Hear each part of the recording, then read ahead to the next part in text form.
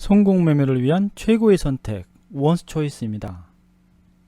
이번 수업은 수백 개의 보조지표 중에서 왜 스토캐스틱인가에 대해서 함께 공부해 보도록 하겠습니다. 스토캐스틱은 확률적인, 추측 통계학적인이란 사전적 의미를 지니며 그 뜻에서 알 수 있듯이 통계학 개념의 지표입니다. 스토캐스틱의 정확한 의미는 일정 기간 동안 움직인 가격 범위 내에서 현재의 가격이 상대적으로 어디에 위치하고 있는지를 알려주는 지표입니다. 쉽게 말해서 과거 일정 기간 동안 움직인 가격과 비교해서 오늘의 주가가 높으면 스토캐스틱이 높게 나타나고 주가가 떨어졌다면 스토캐스틱은 낮게 나타난다 라고 볼 수 있겠습니다. 다시 한번 스토캐스틱의 정확한 의미를 반복해서 설명드리겠습니다. 스토캐스틱이 차트의 꽃이고 정의도 아주 간단하기 때문에 기억해 두시면 좋겠습니다. 첫째, 일정 기간 동안, 즉 스토캐스틱은 어떤 기간이 존재한다는 것입니다. 5일을 기준으로 할 수도 있고 10일을 기준으로 할 수도 있고 20일을 기준으로 할 수도 있습니다. 좌우지간 일정 기간을 기준으로 해서 일정 기간 동안 움직인 가격 범위 내에서, 둘째, 현재의 가격이, 즉 현재의 가격은 종가 기준이다. 이 부분을 기억해 두시기 바랍니다. 즉 실시간 매매에서는 스토캐스틱의 K선이 꺾이지 않다가 종가의 가격이 하락해서 마감하면 K선이 꺾이는 경우가 종종 있습니다. 셋째, 스토캐스틱은 상대적인 지표이다. 이 부분도 꼭 기억하셔야 할 부분입니다. 일정 기간 동안 움직인 가격 범위 내에서 현재의 가격이 상대적으로 어디에 위치하고 있는지 알려주는 지표입니다. 상대적이라는 말은 예를 들어서 키가 180인 사람이 170인 사람과 옆에 서면 상대적으로 커 보이지만 반대로 190인 사람 옆에 서면 상대적으로 작게 보이는 것과 똑같은 이치입니다. 스토캐스틱도 주가가 높다고 무조건 스토캐스틱 값이 높게 나오는 것이 아니고 일정 기간 동안 움직인 가격대에 비해서 현재 가격이 상대적으로 어디에 위치했느냐에 따라서 스토캐스틱 값이 달라진다. 이렇게 이해하시면 쉽겠습니다. 예를 들어서 A라는 주식이 최근 한 달 동안 최저가가 5만원이었고 최고가가 10만원이었는데 현재 주가가 95,000원 정도라면 현재 가격이 그동안 움직인 가격 대비 높은 편에 속하므로 스토캐스틱 값은 높게 나올 것입니다. 이처럼 개념만 보면 정말로 심플한 지표가 스토캐스틱입니다. 스토캐스틱에 대한 복잡한 수식은 일부러 생략을 했습니다. 이번 수업은 스토캐스틱에 대한 첫 소개이기 때문에 최대한 쉽고 간단하게 설명드리겠습니다. 스토캐스틱은 보통 패스트 스토캐스틱과 슬로우 스토캐스틱으로 나눌 수 있습니다. 그런데 패스트 스토캐스틱은 매매 시그널이 너무 자주 발생해 신뢰도가 떨어지기 때문에 일반적으로 많은 트레이더들은 슬로우 스토캐스틱을 이용합니다.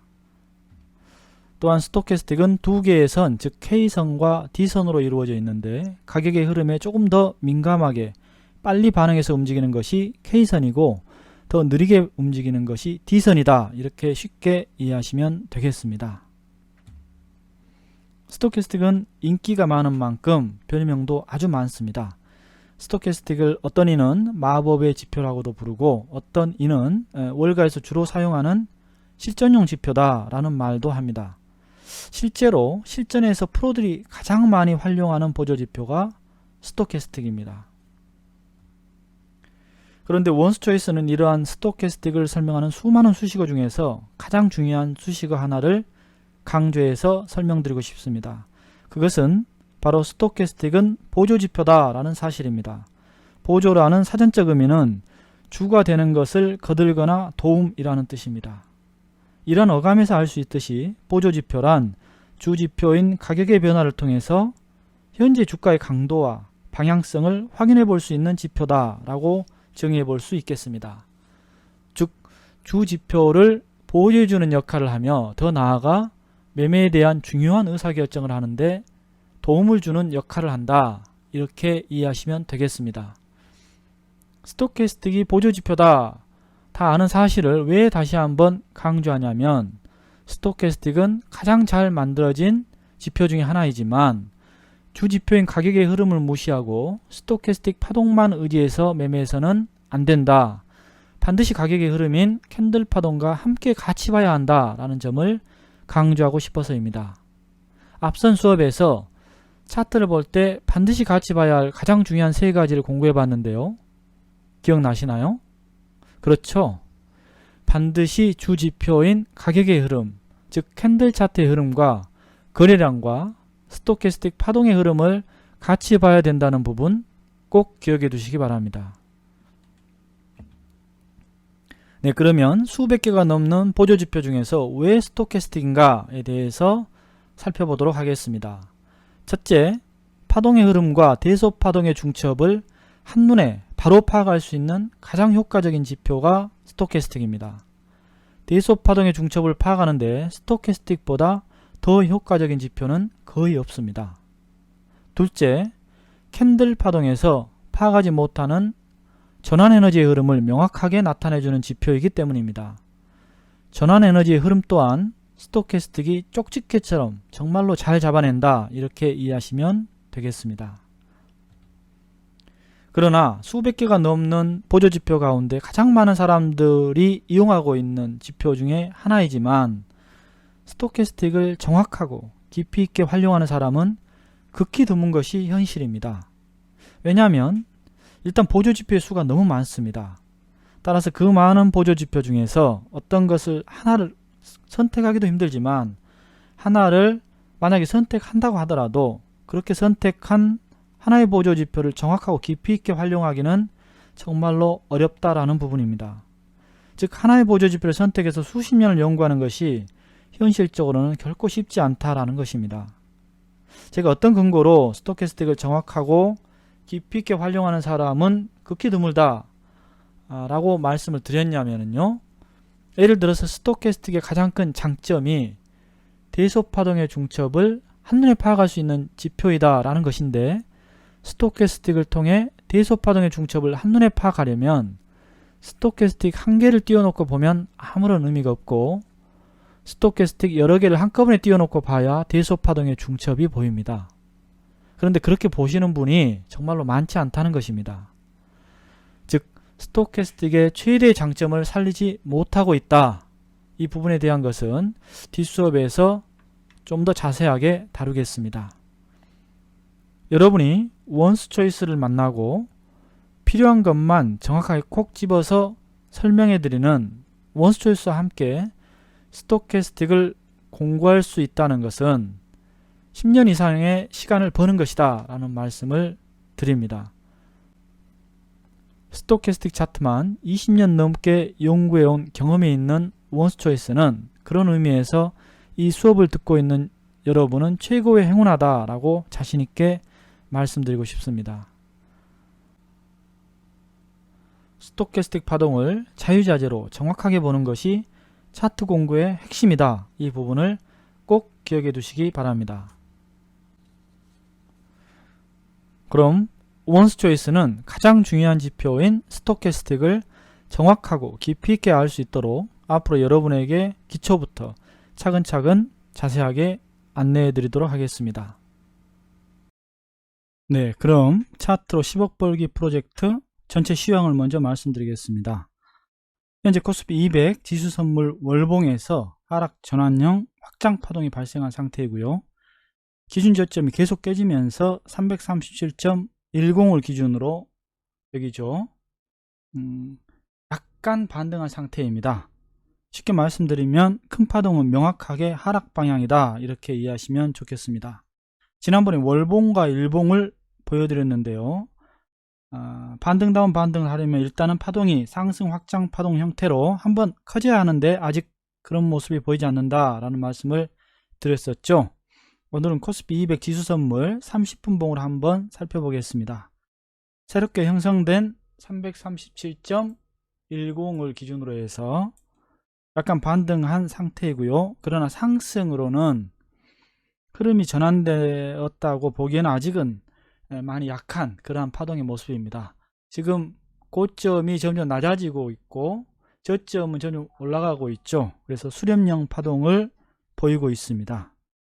앞서 말씀드렸습니다만 여기서 강하게 반등하더라도 본격적인 상승 파동으로 전환되는 것은 어렵다. 현재 상태에서는 큰 파동의 흐름은 여전히 하락 방향이다. 이 부분을 좀 참고로 하시면 좋겠습니다.